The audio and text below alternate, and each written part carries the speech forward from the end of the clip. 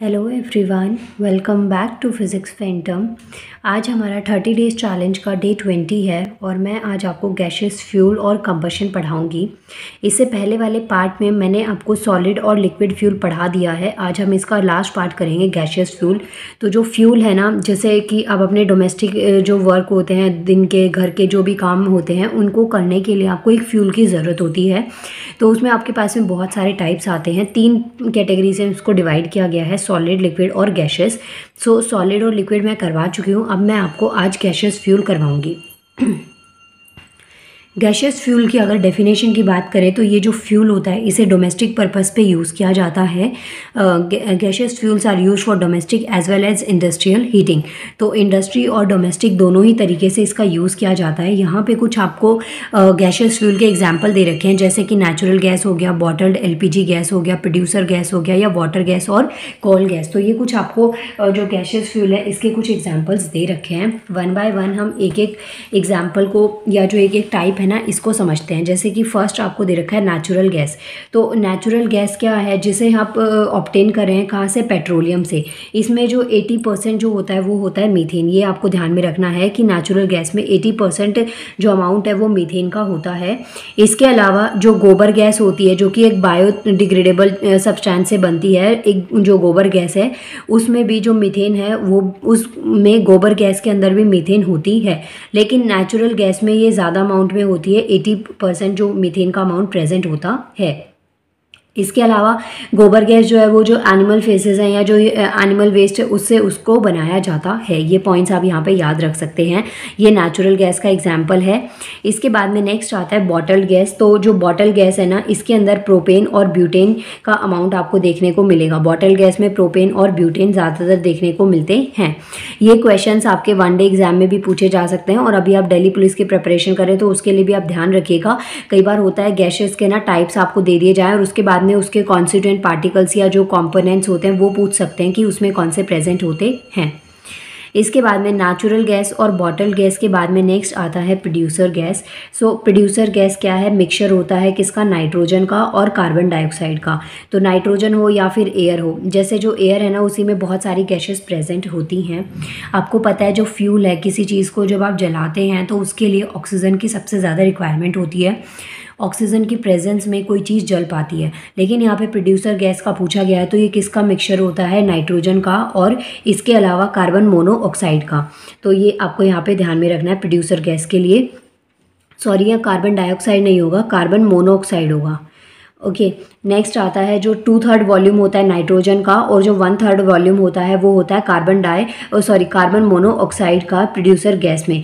तो इसे जो ये प्रोड्यूसर गैस है ना, इसे अच्छा फ्यूल नहीं माना जाता है। आपसे ये चीज़ आपको नोट कर लेनी है कि जो प्रोड्यूसर गैस है उसके अंदर 2/3 जो है बाय वॉल्यूम वो अमाउंट है नाइट्रोजन का, और जो 1/3 है ना बाय वॉल्यूम वो चीज़ है कार्बन मोनोऑक्साइड की। तो ये दोनों चीज़ें आपको ध्यान में रखनी है। प्रोड्यूसर गैस को ज़्यादा अच्छा फ्यूल नहीं माना जाता है क्योंकि इसमें 2/3 जो है ना वो अमाउंट किसका है? नाइट्रोजन का। और जो नाइट्रोजन है ना उसकी एज सच इतनी फ्यूल वैल्यू नहीं होती है। सो ये कुछ पॉइंट्स आप इसमें लिखेंगे कि जो गैसेस आपके पास में फ्यूल्स होते हैं उनको डोमेस्टिक और इंडस्ट्री बेसिस पे यूज़ करते हैं। इसको 3 कैटेगरीज में डिवाइड किया गया है, नेचुरल, बॉटल्ड और प्रोड्यूसर गैस, और इसके अलावा वाटर गैस। तो टोटल 4 कैटेगरीज में इसको डिवाइड किया गया है। अब लास्ट इसका पार्ट है water gas. So water gas जो है ना, वाटर आपने अगर थोड़ा बहुत भी साइंस पढ़ी है तो वाटर का सिंबल जो होता है वो होता है H2O। तो इसमें क्या क्या चीज़ें हैं? हाइड्रोजन और ऑक्सीजन। तो water gas contains hydrogen and carbon monoxide. तो ये चीज़ आपको ध्यान में रखना है। उसके अलावा जो कोल गैस होती है जिसके अंदर मोस्टली क्या होता है? हाइड्रोजन, मीथेन और कार्बन डाइऑक्साइड होती है। ये आपको ध्यान में रखना है कि कोल के अगर जब आपसे कॉन्स्टिट्यूएंट पार्टिकल पूछे जाएंगे तो आपको ध्यान में रखना है उसमें हाइड्रोजन, मीथेन और कार्बन मोनोऑक्साइड। इसके बाद में अभी मैंने आपको ये समझा दिया गैशियस फ्यूल। अब हम पढ़ेंगे कंबशन। कंबशन का मतलब क्या होता है? दहन होना, किसी चीज़ का जलना।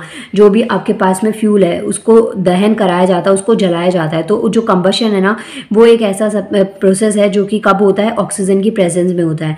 आपको ये चीज़ पता होगी कि किसी भी चीज़ को जलाने के लिए ऑक्सीजन की रिक्वायरमेंट सबसे ज़्यादा होती है। तो आप तभी जो कोई सब्सटेंस है, वुड है या कोई भी चीज़ है, तो उसको आप तभी जला सकते हैं जब ऑक्सीजन वहाँ पर अवेलेबल हो। यही आपको यहाँ पे दे रखा है, जो कंबशन है प्रोसेस ऑफ बर्निंग समथिंग। तो कंबशन क्या है, एक प्रोसेस है किसी चीज़ के जलने का, the chemical process in which a substance react with oxygen. तो एक ऐसा केमिकल प्रोसेस है कंबशन, जिसको हिंदी में हम दहन कहते हैं। तो ये एक ऐसा केमिकल प्रोसेस है जिसके अंदर जो सब्सटेंस है वो ऑक्सीजन के साथ में रिएक्ट करते हैं और हीट देते हैं। अब जब कोई चीज़ जलती है, कंबशन होता है, दहन होता है, तो या तो वो फ्लेम के साथ जलती है या लाइट के साथ में जलती है। और कुछ ऐसी चीज़ें होती हैं जो फ्लेम और लाइट दोनों के साथ में जलती हैं। फ्लेम और लाइट ऑलमोस्ट सेम ही चीज़ है, हीट होता है, सॉरी हीट आपको ध्यान में रखना है। जैसे कि कुछ चीज़ों के जलने से सिर्फ वो धुआं बन के ख़त्म हो जाती है, उसमें से फ्यूम्स निकलती हैं, बाकी कोई लाइट रोशनी नहीं होती है। और कुछ चीज़ें ऐसी होती है जिसको जलाने से लाइट भी निकलती है और हीट भी जनरेट होती है। एग्जाम्पल देखिए, जैसे जो वुड है, लकड़ी को जब जलाते हैं हम, तो उस टाइम पे उसमें हीट रिवॉल्व होती है और हीट के साथ साथ उसमें लाइट भी होती है। जहाँ पे भी लकड़ी जल रही होती है वहाँ पे एक रोशनी सी हो जाती है। कहीं पे जैसे फॉरेस्ट में जाते हैं, कैंपिंग वगैरह पे जाते हैं, तो वहाँ पे आपने देखा होगा कि वो लोग आग जला के बैठते हैं लकड़ियों से। तो वहाँ पे क्या होता है, इससे लाइट भी हो जाती है प्लस हीट का भी एक इंतज़ाम हो जाता है। सो यहाँ पे कंबशन के कुछ एग्जांपल्स आपको दे रखे हैं, जैसे कि इथेन हो गया, वुड हो गया और प्रोपेन हो गया। सो ये कुछ पॉइंट्स हैं जो कि आपको कंबशन में लिखने हैं। और इसके अलावा ये आपका गैशियस फ्यूल है। अब कुछ एग्जांपल्स और मैं आपको दिखाती हूँ, इक्वेशंस, केमिकल इक्वेशंस, जो कि कंबशन का ही एग्जाम्पल हैं।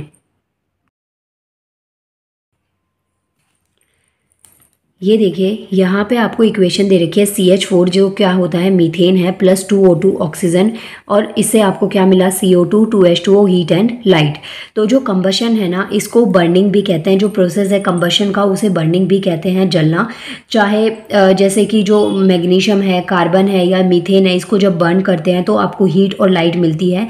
इस तरीके से भी जो कंबशन है ना, ये एक प्रोसेस होता है किसका, ऑक्सीडेशन का। तो आप यहाँ पे इसके एग्जाम्पल्स दे सकते हैं।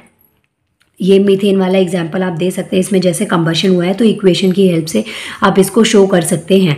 इसके बाद में यूजेस में, अगर ये क्वेश्चन आपसे नोट की फॉर्म में आता है, जैसे शॉर्ट नोट आप लिखते हैं, तो ये आप आंसर ऐसे लिख सकते हैं। अगर आप 10th या 12th में पढ़ रहे हैं तो ये क्वेश्चन आपके लिए ऐसे बेनिफिशियल है। लेकिन अगर आप कॉम्पिटिटिव एग्जाम की प्रिपरेशन करते हैं तो उसमें आपसे इसके सेपरेट तरीके से पूछा जा सकता है। इक्वेशन पूछी जा सकती है, कोई भी कंबशन क्या प्रोसेस होता है वो पूछा जा सकता है, यूजेस पूछे जा सकते हैं।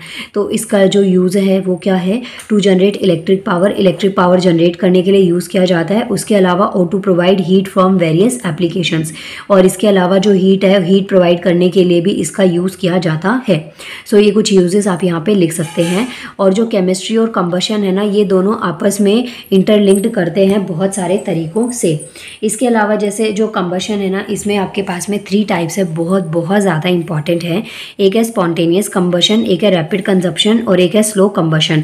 तो 3 टाइप के कंबशंस आपको दे रखे हैं, स्पॉन्टेनियस, रैपिड और स्लो कंबशन। सो पहली बात करते हैं स्पॉन्टेनियस कंबशन की।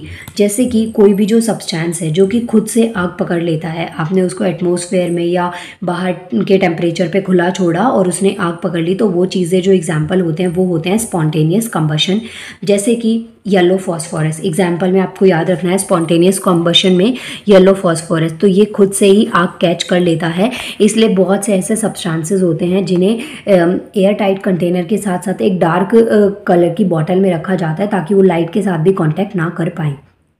तो ऐसी चीज़ें या ऐसे सब्सटेंस जो खुद से आग पकड़ लेते हैं और जलने लग जाते हैं, उसे हम स्पॉन्टेनियस कंबशन कहते हैं। इसके बाद में जैसे जो बर्निंग होता है कैरोसिन का स्टोव पे, उसे हम रैपिड कंबशन कहते हैं। या फिर जो LPG आपके घर में आती है जिस पर आप खाना बना रहे हैं, तो इस टाइप का जो कंबशन है वो है रैपिड कंबशन। इसके अलावा नेक्स्ट आता है जब ऑक्सीजन रिएक्ट करता है। ये देखिए, 2 हो गए, स्पॉन्टेनियस और रैपिड कंबशन। अब आता है स्लो कंबशन। तो ये कैसा कंबशन है, नाम से ही क्लियर हो रहा है, स्लो का मतलब बहुत स्लो प्रोसेस है, कुछ धीरे धीरे चीज़ हो रही है। तो आपने कोरोजन पढ़ा होगा, रस्टिंग पढ़ी होगी चीज़। कोरोजन का मतलब क्या होता है, एक सब्सटेंस के ऊपर, मेटल के ऊपर अलग से कोई लेयर आ जाती है। तो रस्टिंग का अगर हम बात करें तो आयरन के ऊपर एक लेयर चढ़ जाती है जब वो एटमॉस्फेयर ऑक्सीजन के कॉन्टैक्ट में आता है, मॉइस्चर और ऑक्सीजन से, तो उस पर एक लेयर चढ़ जाती है। जिसे हम रस्टिंग कहते हैं। रस्टिंग में एक रेडिश ब्राउन कलर का कलर जो है कोट वो आयरन पे होने लग जाता है, जिसमें उसमें बहुत ज़्यादा वीकनेस आ जाती है और एक टाइम के बाद में वो पूरी तरीके से टूट जाता है। जो रैपिड स्लो कंबशन है वो किसका एग्जांपल आप यहाँ पे दे सकते हैं कि जब ऑक्सीजन रिएक्ट करती है आयरन के साथ में और रस्ट बनाने के लिए, टू फॉर्म रस्ट, जब रस्टिंग एक प्रोसेस होता है तो उस टाइम पे एक स्लो हीट लिबरेट होती है, बहुत स्लो अमाउंट में जो हीट है ना वो लिबरेट होने लगती है, तो इसे हम स्लो कंबशन कहते हैं। ये कुछ एग्जांपल्स से पहले आप कंबशन की डेफिनेशन क्लियर करिए, उसके बाद में इक्वेशन है, फिर ये यूजेस दे रखे हैं और यहाँ पे आपको 3 टाइप्स ऑफ कंबशन दे रखे हैं। So my dear viewers, please अगर वीडियो अच्छी लगे तो वीडियो को लाइक करिएगा। नाउ मिलते हैं नेक्स्ट वीडियो में and thank you so much.